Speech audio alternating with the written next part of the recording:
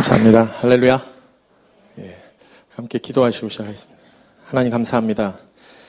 이 시간에 오직 하나님의 이름만이 드러나고 예수 그리스도의 이름만이 전파되는 귀한 시간 되게 도와주시옵소서. 저의 모습은 십자가 뒤에 가려 주시고 오직 성령의 인도하심 따라 나아가는 귀한 시간 되기를 간절히 원하며 예수 그리스도의 이름으로 기도드립니다. 아멘. 예, 반갑습니다. 오늘 말레이시아 제가 세 번째입니다. 첫 번째는 동말레이시아에 가고 지난번에 한번 왔었고 이번에 쿠알라룸푸르는 두 번째인데 고향 온 것 같아요. 이렇게 운전을 반대쪽으로 하니까 옛날 영국에 있을 때 생각도 나고 그러면서 너무 좋은 것 같습니다.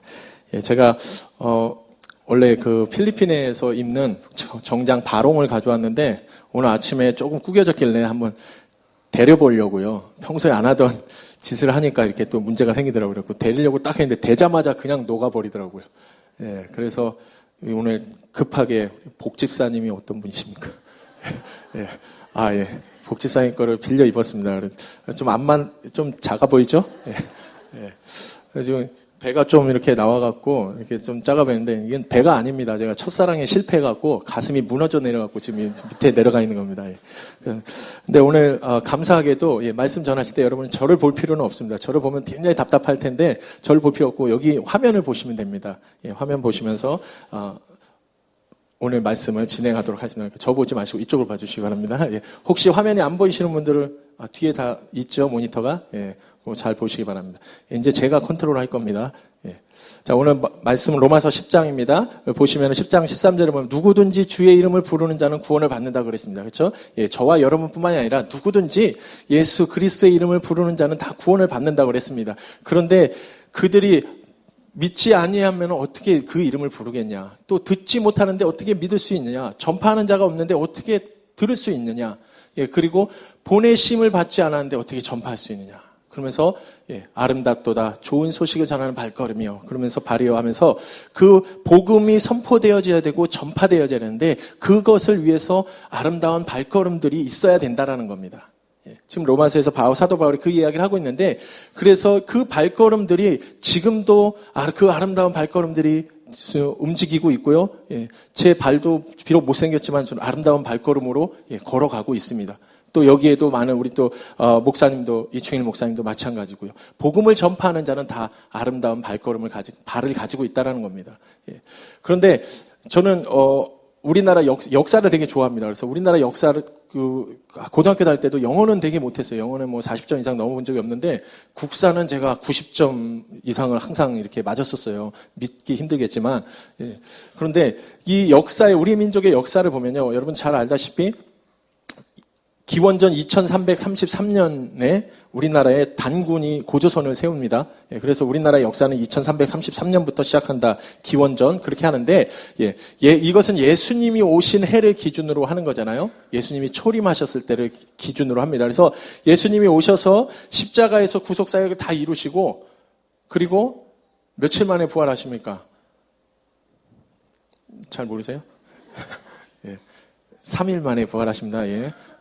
이렇게 성경 퀴즈나 이런 거 하면은 숫자 문제 나오면요, 대충 3이라고 대답하면은 거의 맞아요. 그래서 여러분 사도행전에 보면은, 사도행전 10장에 보면은 이 고넬료가 아니라 베드로가 환상을 봅니다, 환상을 딱 보는데 거기에서 예수님이 유대인들이 먹지 못할 그 음식들을 보자기에 싸갖고 이렇게 내려보내요. 몇 번 내려올까요? 3번 맞아요. 3번 맞습니다. 대충 다 3 하면은 다 거의 다 맞습니다. 그리고 나서 예수님께서 40일 동안 제자들에게 보이시면서 하늘나라의 복음에 대해서 이야기를 하십니다. 그리고 승천하시면서 예수님이 하신 명령이 뭐냐면 뭡니까? 땅끝까지 이르러 내 증인이 되라요. 그럼 그 당시에 예수님이 이 말씀을 제자들에게 했을 때 그때 우리나라가 무슨 시대였는지 아시나요? 혹시? 모르시죠?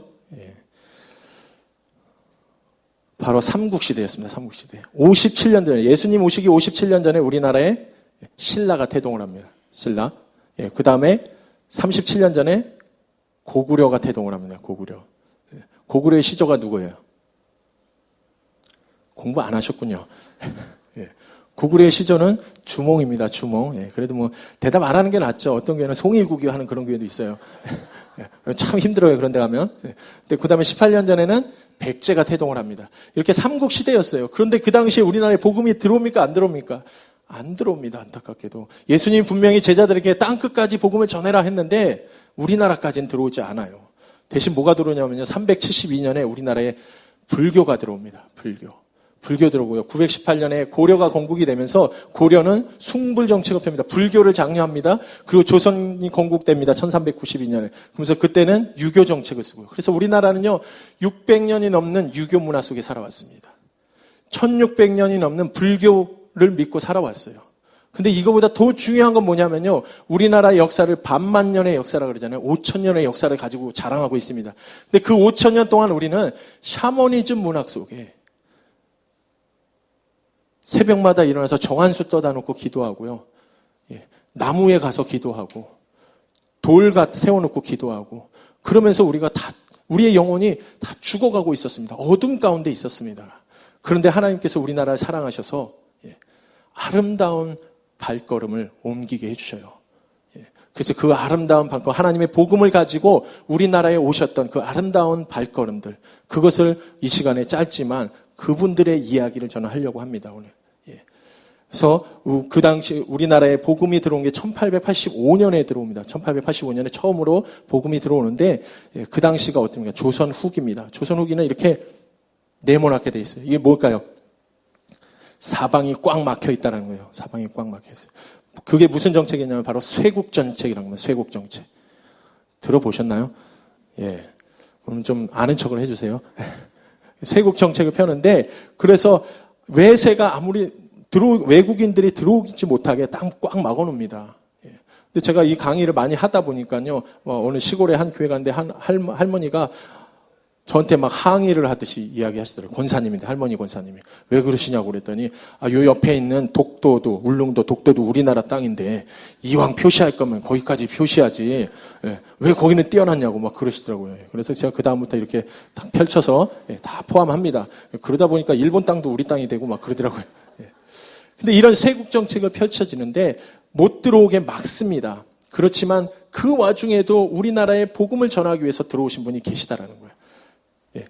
첫 발걸음을 띄었던 한 선교사님이 계십니다. 영국의 웨일즈에 있는 하노버 교회라는 이 조그마한 교회에서 파송하신 분이에요. 예, 이 교회가 얼마나 작냐면요. 교회 본당이 요만합니다. 예, 여기 노란 옷을 입고 있는 사람이 접니다. 예, 우리 팀을 데리고 한번 갔던 적이 있는데 영국에요. 저 교회에서 파송한 선교사입니다. 바로 토마스라는 선교사님이에요. 토마스 선교사님. 예, 이분이요, 1865년에 우리나라 땅에 들어옵니다. 근데 그분이 우리나라에 오기 전에는요, 원래 중국 선교사님이었습니다.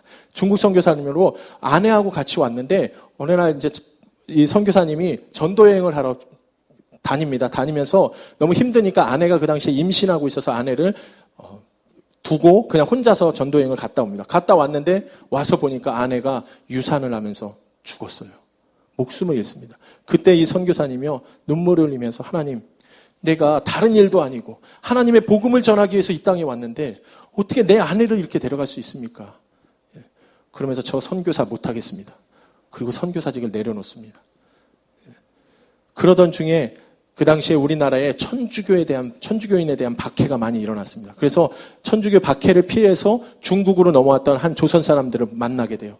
그래서 이 토마스 선교사님이 그들과 이야기를 하면서 조선이란 나라를 알게 되는 거예요. 그 당시에는 조선이란 나라가 있는지도 몰랐습니다. 그래서 조선이란 나라를 알게 되고 여기에 선교사가 한 명도 없다라는 그런 정보를 입수하고 이분이 내가 저기를 가야겠다. 그 마음을 먹고요. 하나님한테 하나님 절 저기로 보내주십시오. 내가 이 중국 땅에는 더 이상 있을 수가 없습니다. 그래서 저분이 1865년에 오셔갖고 성경책을 좀 나눠줍니다. 나눠주고 그리고 다시 우리나라 땅을 한강을 통해서 서울로 한양으로 올라오시다가 풍랑을 만나서요. 이분이 겨우겨우 살아서 다시 돌아가요. 돌아가고 그 이후에 다시 한번 내가 가야지 하면서 이제 조선말을 배우기 시작합니다. 그러던 중에 1866년에요. 제너럴 셔먼호라는 미국 상선 들어보셨죠? 한 번쯤 공부 좀 하신 분들은 들어보셨을 겁니다. 그 제너럴 셔먼호를 타서 통역관을 구한다는 소식을 듣고 이분이 통역관으로 거기에 들어갑니다. 그래서 그 배를 타고 오시는데 이분이 오기 전에 선교회 보고를 하는데 아주 잔인하고 사악한 대학살이 최근 조선에서 일어났습니다. 그래서 천주교인들 박해한 그 사건을 이야기하는 겁니다. 그럼에도 불구하고 누군가 조선에 들어가 선교의 문을 여는 것이 중요하기 때문에 제가 들어가기로 결정했습니다. 그래서 편지를 보내고요. 답도 안 기다리고 그냥 떠납니다. 그래서 이분이 대동강을 따라서 평양까지 올라와요.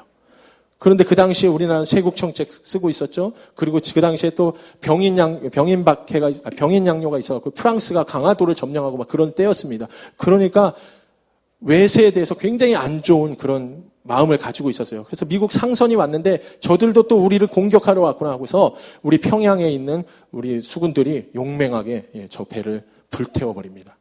그때 이 토마스 선교사님이 가까스로 헤엄쳐서 나오는데요. 나오자마자 대동강변에서 붙잡혀서 목배임을 당해 순교하십니다. 이분의 목을 벤 사람이 바로 박충권이라는 사람입니다. 저 사람.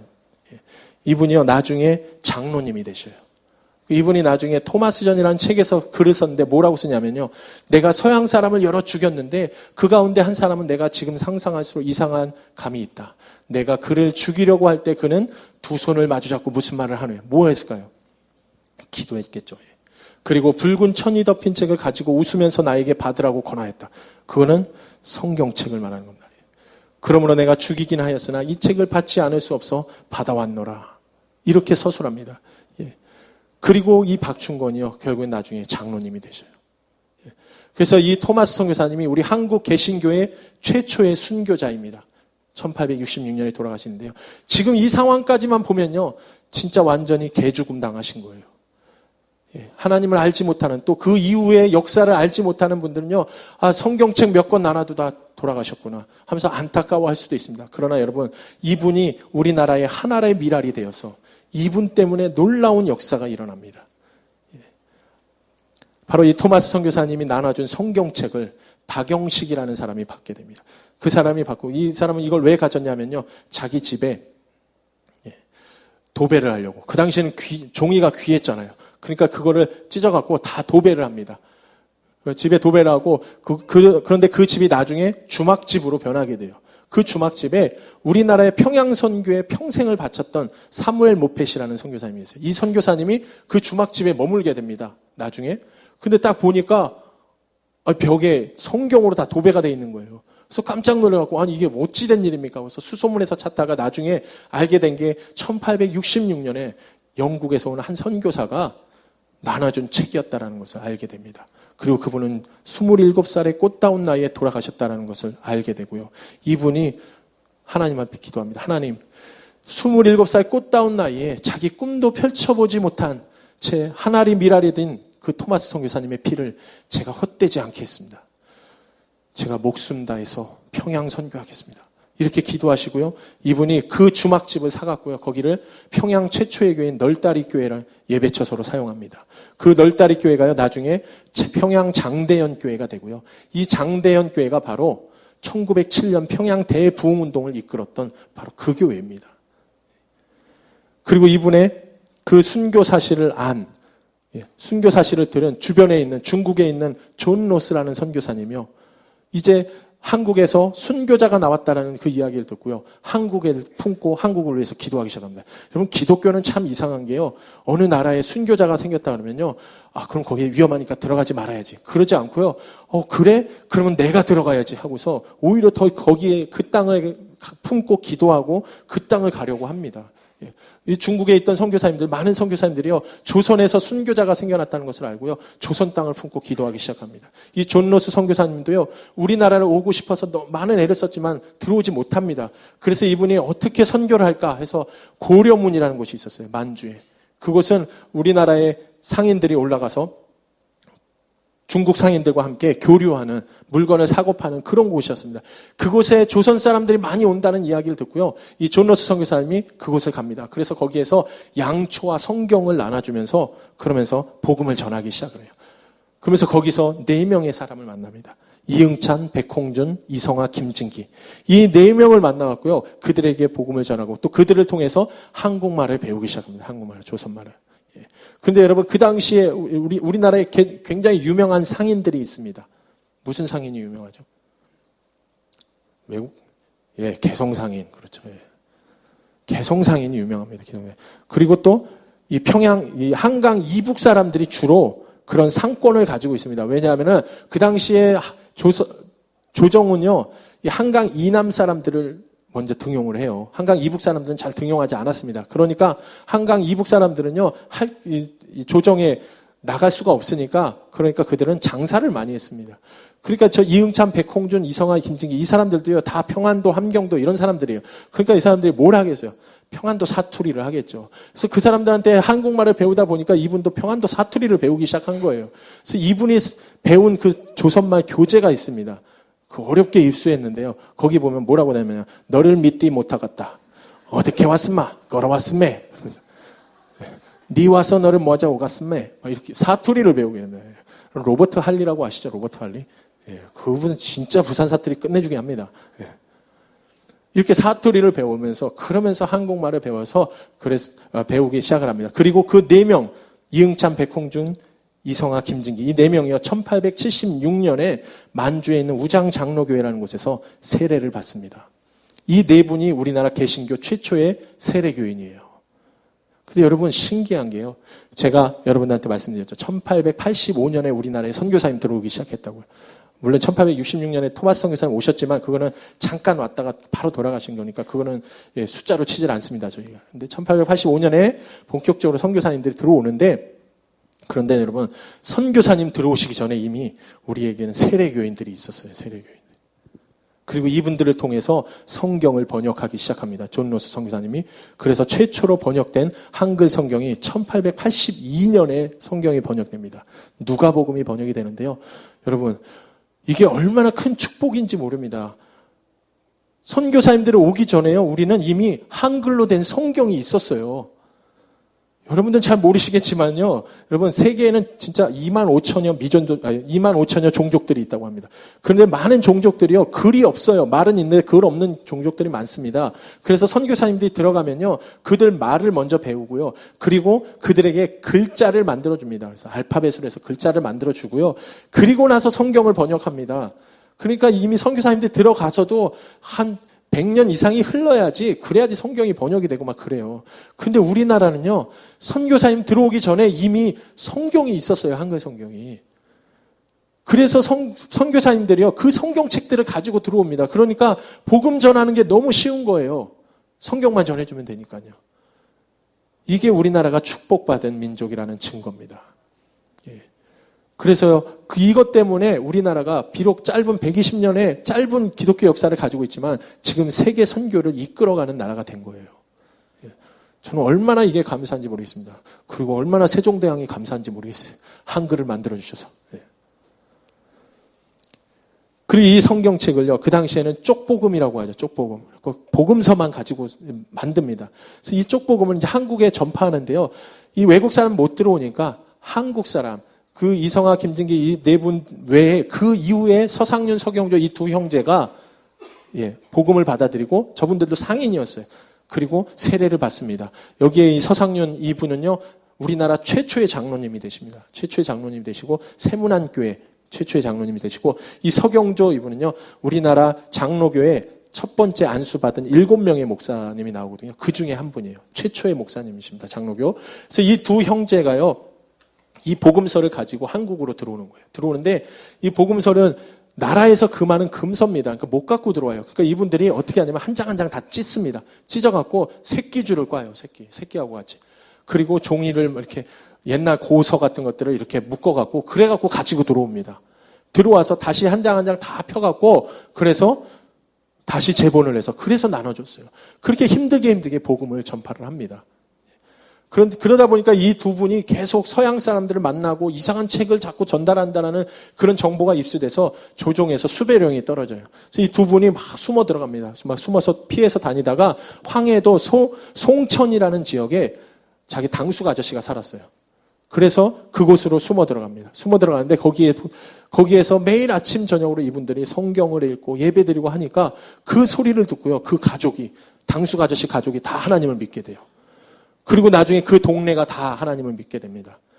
그 송천이라는 게 소나무 송, 내천, 그렇게 되잖아요. 순 우리말로 하면 솔내가 됩니다. 솔내. 그래서 나중에 소래라는 이름이 되었고 1883년에 거기에 교회가 세워지게 돼요.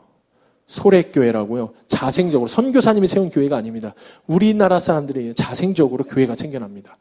이것도 어마어마한 축복입니다, 여러분. 선교사님들이 오기 전에 이미 우리나라에는 교회가 있었어요. 이게 얼마나 큰 축복인지 모릅니다. 예. 그리고 저 소래 지역은요, 여러분 90% 이상이 기독교인이었어요.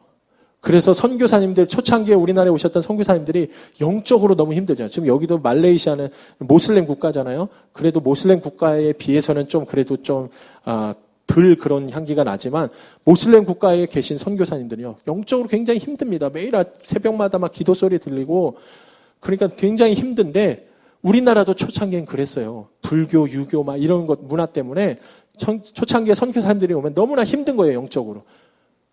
그럴 때마다 선교사님들이 휴가로 가는 곳이 바로 소래 지역이었습니다. 가면 90%가 크리스찬이에요. 그거 얼마나 편하겠어요. 그래서 그쪽에 소래교회가 생기게 되고 나중에 이렇게 기와집을 생기게 되고 지금은요, 경기도 양지에 있는 총신대, 신대원 그 캠퍼스 안에 이렇게 복원을 해놨습니다.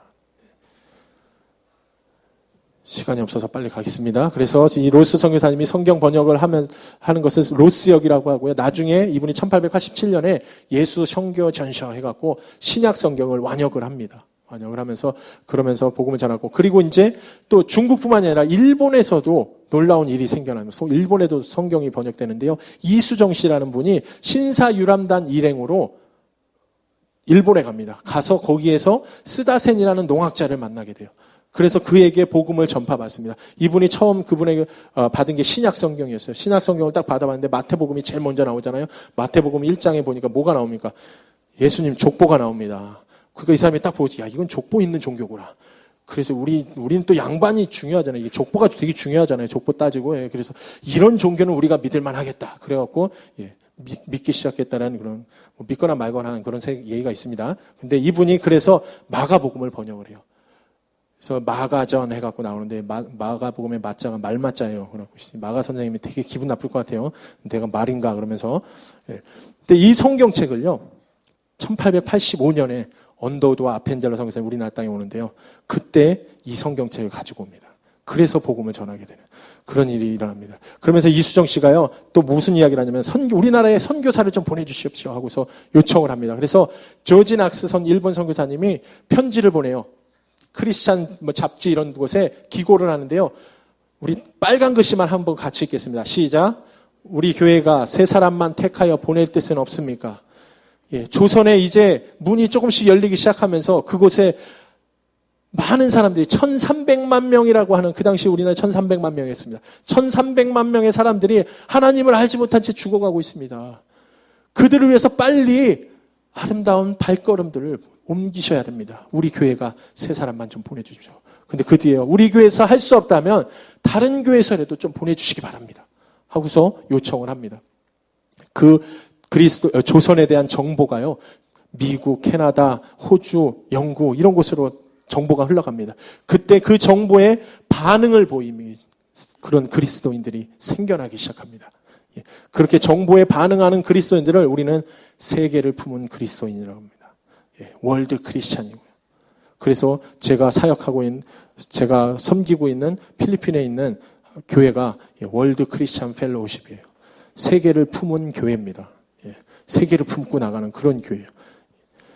이렇게 중국과 일본에서 성경이 번역이 되고요. 그리고 전 세계에서 우리 민족을 위해서 기도하고 닫혀진 조선의 문을 좀 열어주십시오 하는 이런 기도가 일어나기 시작합니다. 그러면서 이 기도가 우리나라를 위해서 집중됐을 때 그 기도에 대한 응답이 일어나게 됩니다. 1882년에 조미 수호적이 체결됐는데요. 그러면서 그 다음에 1883년에요. 미국이 우리에게 견미단 일행을 파송하라고 합니다. 그 견미단 이제 수호 맺어줘서 고맙다 그러면서 우리나라 구경하라. 여기서 보내줍니다. 그때 이 견미단 일행이 가는데요. 배 타고 샌프란시스코 가서 샌프란시스코에서 기차를 타고 워싱턴까지 갑니다. 가는 길에 이제 기차 타고 가는데 막 미국 사람들 만날 거 아니에요. 미국 사람들이 막 낄낄대고 웃습니다. 그 사람들을 보고. 왜 그러냐 했더니 이런 모습으로 간 거예요. 뭐 이상하게 생긴 사람인지 원숭인지 하는 이상한 사람들이 이상한 옷을 입고 이상한 모자 쓰고 가는 거예요. 그런데 그 기차 안에요, 세계를 품은 그리스도인이 한 명 있었어요. 누구냐면 바로 대학생 제임스 게일이라고 하는 한 대학생이었습니다. 이 청년이요, 신기하니까 처음 보는 사람이니까 와서 말을 겁니다. 통역관을 통해서 대화를 하는데요, 그 땅에 기독교인이 한 명도 없고 선교사가 한 명도 없다는 그런 정보를 이분이 입수하게 돼요. 이야기를 하다가. 그래서 이분이, 하나님, 제가 이 땅을 섬기겠습니다. 제가 이 땅을 위해서 복음 들고 가겠습니다. 헌신합니다. 그런데 그 당시에 학생이었기 때문에 대학을 졸업한 후에 이분이 1888년에 우리나라 땅에 오십니다. 오셔갖고요, 연동교회, 종로 5가에 있는 연동교회의 초대 담임 목사님을 지내십니다. 그리고 여기에 보시면 이 사카 쓰신 분이, 이분이 이제 이 아들을 유아 세례 주신 분이에요. 이분이 우리나라 최초의 7명의 목사님 중에 한 분인데요. 이분이 누구냐면 그 유명하신 길선주 목사님입니다. 그래서 이렇게 사진도 찍었는데, 여기 보시면요, 이 제임스 게이 선교사님이 되게 호리호리하고 말랐어요. 근데 이분이요, 전도 여행을 많이 갔습니다. 목숨 걸고 막 사역하셨어요. 근데 전도 여행 막 하는데 하다가 어느 날 한 동네에 들어갔는데, 그 동네에서 지방 유지가 서양 사람 처음 보니까요, 그 서양 사람들이 많이 왔으니까 우리 집에 초대하겠다고 초대를 합니다. 그래서 식사를 대접해 주는데 맛있는 고깃국이 나왔어요. 사람들이 이 선교사님 일행이 막 먹는데 너무 맛있는 거예요. 근데 이 고기가 이 돼지고기도 아니고 소고기도 아니고 닭고기도 아니고 이상한 고기예요. 그래서 이게 도대체 무슨 고기입니까? 했더니 무슨 고기였을까요? 개고기였어요. 개고기. 예. 그러니까 같이 있던 선교사 일행들이 난리가 난 거예요. 막 다 토해내고 막. 근데 저분은요, 끝까지 다 드셨대요. 끝까지. 그리고 나중에 저분이 회고하면서, 그때를 회상하면서 글을 쓰는데, 거기에 뭐라고 썼냐면, 나는 그날 이후로 동네에 돌아다니는 개만 보면 군침이 흘러서 죽는 줄 알았다. 그렇게 씁니다. 이분이 개고기를 아주 좋아하셨던 그런 분입니다. 그래서 여러분, 초창기에 우리나라에 오셨던 선교사님들이 이렇게 풍토병이, 날씨도 안 맞고 문화도 안 맞고 그러니까 막 향수병도 걸리고 풍토병 걸리고 그럽니다. 그러면은 여기서 우리나라 땅에서 고칠 수가 없어요. 어디로 가냐면 본국으로 가야 됩니다. 본국 가려면 배 타고 막 2, 3개월 걸려야 되고요. 또 많은 돈이 필요합니다. 그러니까 한 번 아파서 본국 가면은 굉장히 재정적으로, 시간적으로 많은 손해를 봐요. 근데 저분은요, 사역하시면서 단 한 번도 아파서 본국으로 돌아가 본 적이 없대요. 왜 그랬을까요? 예, 전 잘 모르겠습니다. 아무튼. 근데 이분은 개고기를 아주 좋아하셨던 분이라는 걸, 그걸 강조하고 싶습니다. 그리고 그 기차에 또 다른 분이 한 분 계셨어요. 누구냐면은 가우처라는 목사입니다. 이분은 감리교 목사님이셔요. 감리교 목사. 이분도요, 그곳에서 통역관을 통해서 이야기되면서, 그 조선 땅에 선교사가 한 명도 없다라는 그런 정보를 입수합니다. 그러고 나서 이분이요, 교회 가서 이야기합니다. 여러분, 내가 지난주에 조선이라고 하는 아시아의 한 민족을 보고 왔습니다. 만났습니다. 근데 놀랍게도 그 땅에 1300만 명이라는 사람들이 살고 있는데, 아직 하나님을 아는 사람이 한 사람도 없답니다. 그러나 하나님이 그 민족도 사랑하고 있음을 나는 믿습니다. 그리고 언젠가는 그 민족을 위해서 하나님께서 선교사들을 보내줄 텐데, 그때 그 선교사님들 갈 때 차비도 필요하고 여비도 필요하고, 그러니까 우리 그때를 위해서 선교 헌금합시다 하고서 저분이 설교를 합니다. 주일날. 근데 여러분, 목사님들이 제일 하기 힘들어하는 설교가 뭡니까? 헌금하는 설교예요. 되게 힘듭니다. 그거 하기. 그리고 두 번째로 제일 기피하는 설교가요, 선교하자는 설교예요.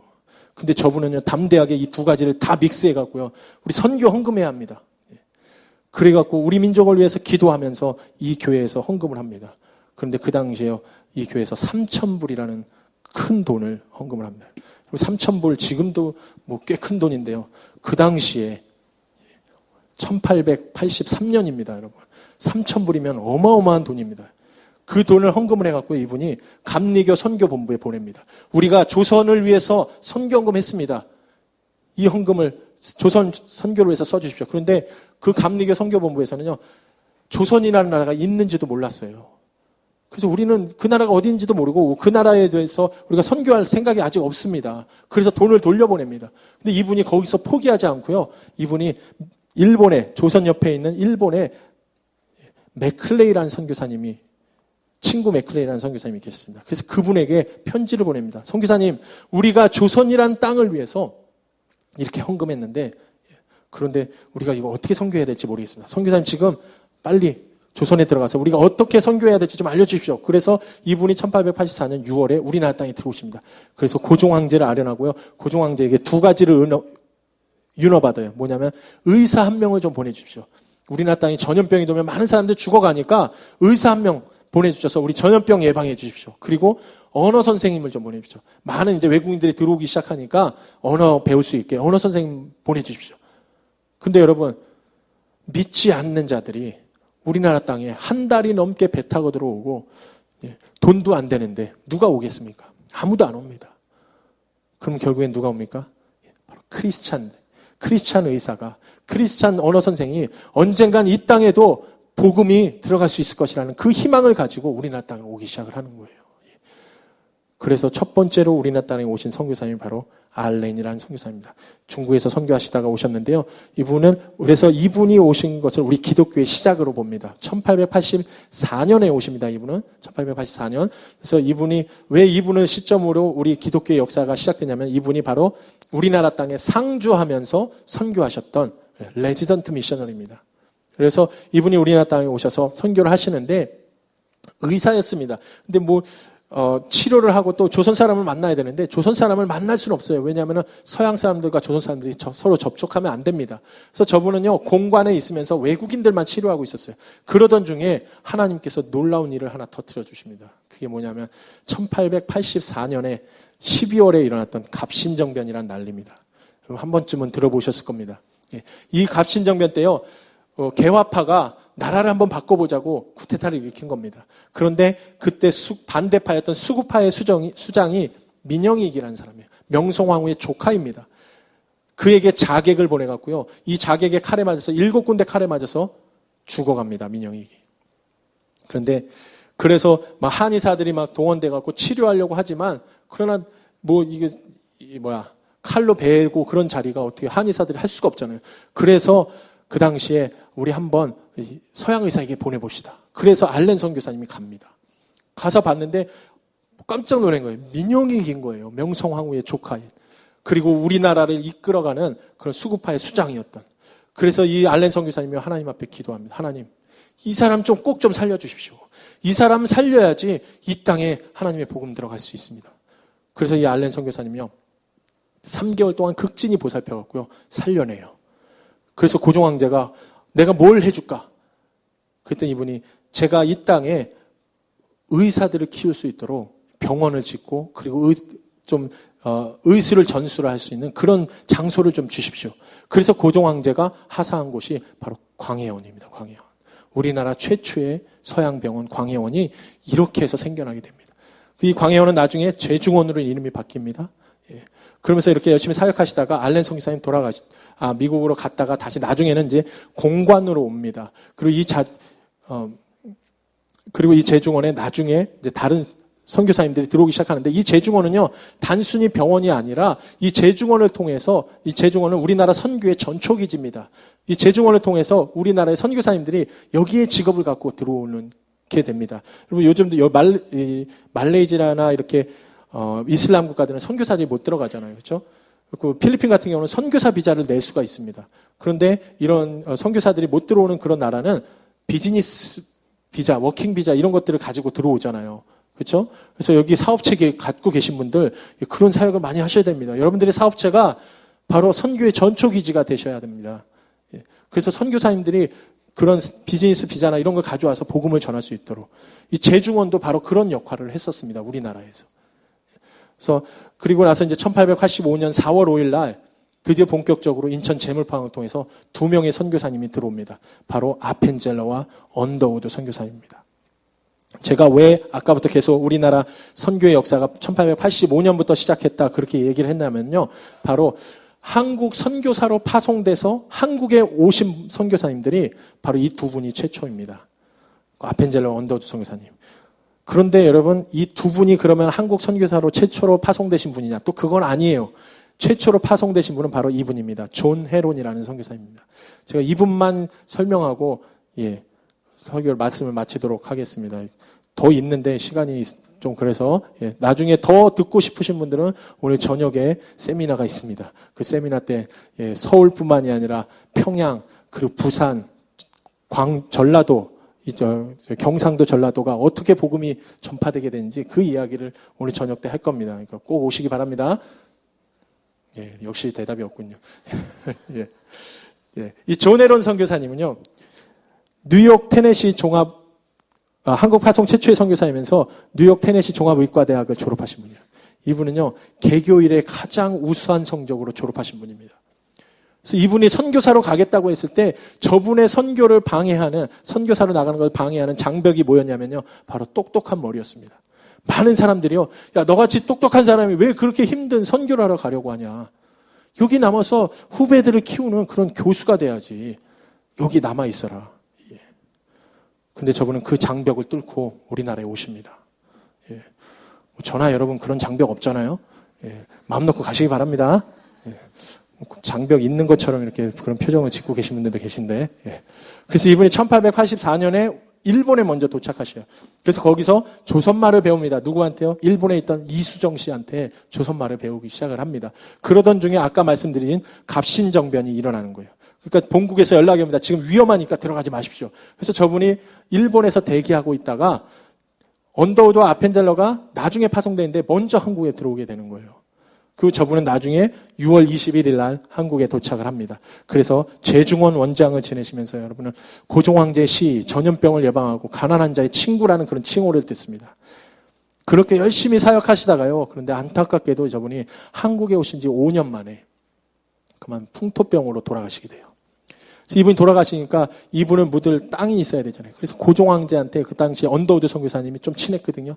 그래서 언더우드 선교사님이 고종황제에게 가서 우리 사랑하는 이 존 에런 선교사님 돌아가셨는데 묻을 땅이 없습니다. 우리에게 좀 묻을 땅을 좀 주십시오. 그래서 고종황제가 마포구 합정동에 있는 양화진이라는 그 땅을 하사를 해요. 그래서 거기에 이 존 에런 선교사님이 첫 번째로 묻히시는 선교사님이 됩니다. 그리고 그 이후로 많은 선교사님들이 이 땅에 묻히게 됩니다. 그래서 여러분 합정동 양화진 가보신 분 계신가요? 예, 좀 계신데 여러분 한국에 가시면요, 예, 다른 데 가지 마시고 여기 꼭 한번 들려보시기 바랍니다. 자, 그 땅에요 145명의 선교사님들이 묻혀 계십니다. 예. 거기는 가면요 진짜 눈물 없이는 지나가 볼 수 없는 그런 곳입니다. 우리나라를 위해서 우리에게 복음을 전하기 위해서 목숨 다해서 선교하셨던 그런 선교사님들이 그 땅에 묻혀 계십니다. 예. 저는 여러분에게 꼭 그 땅을 밟아보시라고 예, 추천하고 싶습니다. 거기 보면 100주년 기념교회라고 있습니다. 그 교회를 통해서 보시던지 아니면 또 저희 선교에서도 그 안내를 해드립니다. WMC에서도 WMC 쳐서 인터넷 통해서 신청하시던지 해서 꼭 한국 가시면 마포구 합정동에 있는 양화진 꼭 가보시기 바랍니다. 예. 이렇게 우리나라에 복음이 들어오기 시작합니다. 들어오면서 복음이 전달되기 시작하고요. 그 이후에 또 많은 이야기가 있지만 그 이야기는 오늘 저녁 때 예, 여러분에게 들려주기 위해서 원래 이렇게 중요할 때 딱 끊어야지 그래야지 궁금해서 다음 회를 또 보잖아요. 예, to be continued. 예. 여러분 저는 이 사역을 하면서요 깨달은 게 있습니다. 내가 하나님을 알게 된 게 그냥 알게 된 게 아니구나. 저렇게 수많은 선교사님들이 그분들의 희생과 그분들의 피에 의해서 내가 하나님을 알게 됐구나. 그걸 깨닫게 됐습니다. 그런데 우리는 우리만 열심히 하나님 찬양하고요. 우리만 천국 가면 된다고 생각하고 살고 있지는 않은가. 여러분 지금 아직도요. 전 세계에는요. 15억의 인구가 하나님을 알지 못한 채 죽어가고 있습니다. 2000년 미전도 종족이요. 우리는 예수님의 초림을 알고요. 재림을 기다리고 있잖아요. 근데 2000년 미전도 종족이요. 아직 예수님의 초림조차도 들어보지 못한 그런 민족들이 있습니다. 그들에게 이제 아름다운 발걸음이 옮겨져야 될 때입니다. 그런데 여러분, 아까 로마서 우리 10장 15절을 다시 한번 좀 봐주시기 바랍니다. 10장 15절 좀 띄워줘 보시겠어요?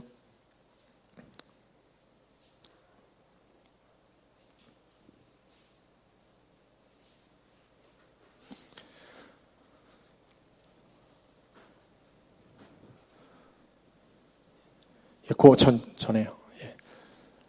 예, 여러분 우리나라에 많은 아름다운 발걸음이 왔습니다. 그런데 여러분 보내심을 받지 아니하였으면 누가 보내주지 않으면요 그 발걸음이 올 수가 없습니다.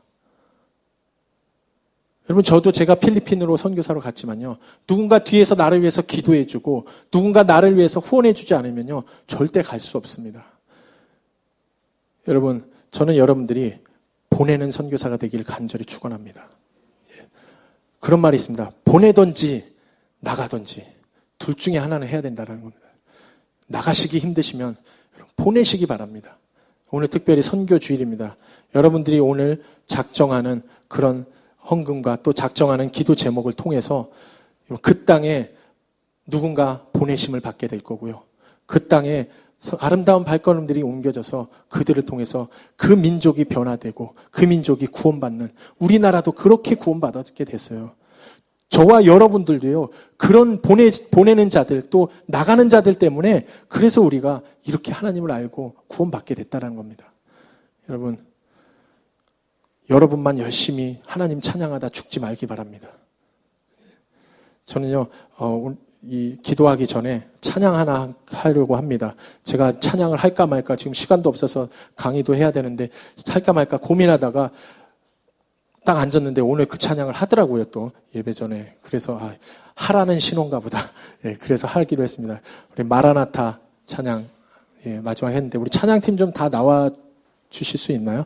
예, 싱어들도 좀 나와 주시고요. 저는 이 찬양을요, 여러분, 제가 한국에서 한 교회에 설교하러 가면서 차 안에서 이 찬양을 들었어요. 들으면서 그 전부터 저는 설교하면 항상 찬양을 합니다. 마지막에. 왜냐하면 제가 음악을 전공을 했기 때문에 생긴 건 좀 무락부락하게 생겼어도, 그래서 항상 찬양을 하는데 제가 자주 부르던 찬양이에요, 마라나타가. 그런데 그날은 차를 타고 가면서 그 찬양을 들었는데 거기에 하나님께서 제 마음에 탁 꽂히게 하신 말씀이 있어요. 그게 뭐냐면요, 우리 주님 하늘 영광 온 땅 덮을 때 나는 우린 땅 끝에서 주를 맞으리. 그런 대목이 있습니다. 여러분, 제가 그 대목을 딱 들으면서요, 언젠가는 예수님 다시 오십니다. 분명히 오십니다. 아까도 우리 전도사님, 강도사님인가요? 전도사님인가요?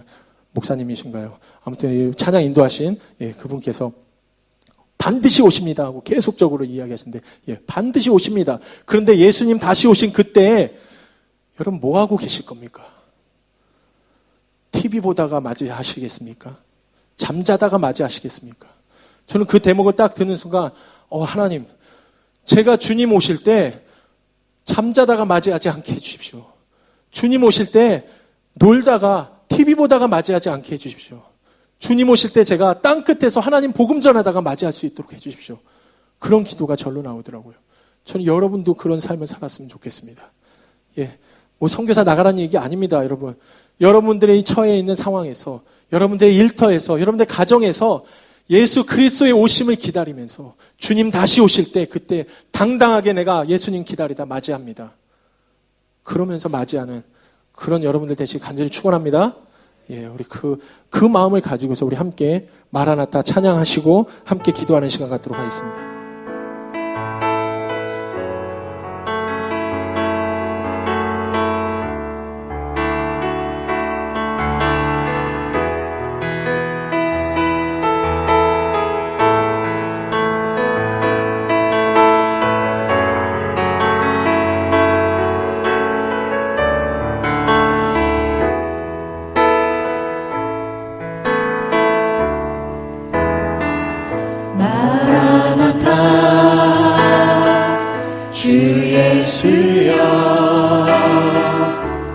어서 오시옵소서.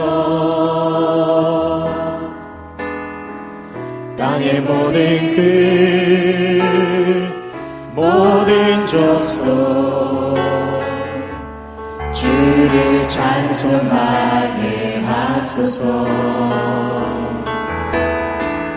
마라나타 주 예수여 어서 오시옵소서. 모든 열방이 주께 돌아와 춤추며 경배하게 하소서. 우리 주님 다시 다시 오실 길을 만들자. 십자가를 들고 땅끝까지 우린 가리라. 우리 주님 하늘 영광 온 땅 덮을 때 우린 땅 끝에서 주를 맞으리. 마라나타 마라나타 아멘. 주 예수여 오시옵소서. 마라나타 마라나타 아멘. 주 예수여 오시옵소서. 우리 주님 다시 오시옵소서. 우리 주님 다시 오실 길을 만들자. 십자가를 들고 땅끝까지 우린 가리라.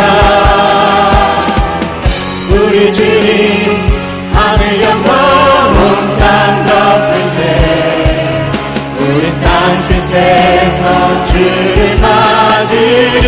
아멘. 마라나타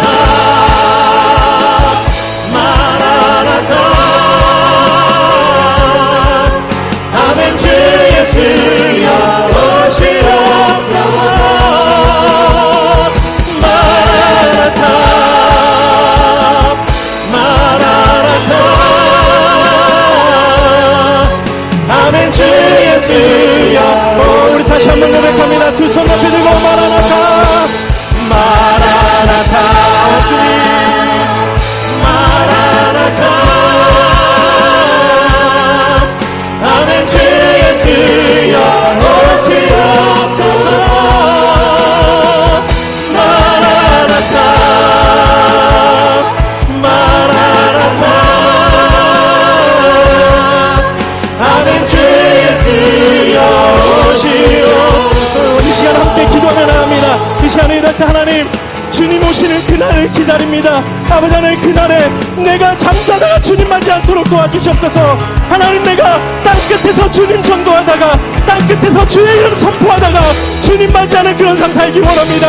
하나님 우리 개일 중학교를 통하여서 하나님의 복음이 이 땅 가운데 선포되어지게 도와주시옵시고 아버지 하나님 우리에게 복음을 전하러 온 그런 아름다운 발걸음처럼 우리도 그 발걸음 가지고 나가게 도와주시옵시고 아버지 하나님 그들을 보내는 선교사로 사명을 감당하는 그런 교회 되게 주여 도와주시옵소서.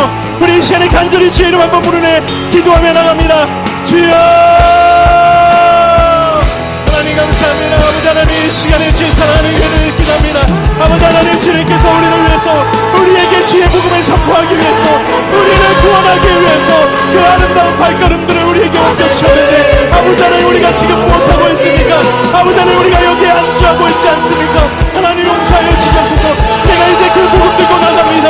아직도 하나님을 알지 못하는 15억인교에게 아직도 하나님을 알지 못하는 2천여 정도에게 주의 이름을 들고 나가는 교회 되게 도와주시옵시고 그들을 보내는 주의 사명자들을 보내는 아름다운 발걸음들을 보내는 그런 교회가 되게 도와주시옵소서. 우리 교회를 통하여서 하나님의 복음이 땅끝까지 선포되어지게 도와주시옵시고 주의 영광이 이 땅 가운데 선포되어지도록 주님과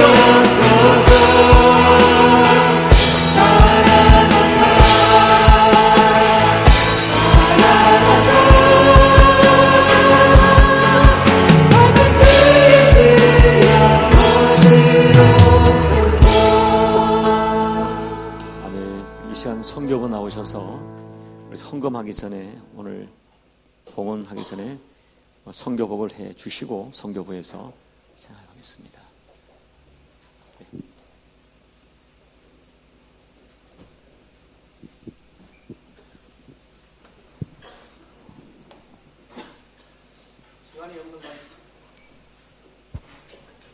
시간이 없는 관계로 제가 성교 보고를 빨리 진행하겠습니다. 그러면 성교 헌금 작정서를 좀 꺼내주실랍니까? 2015년도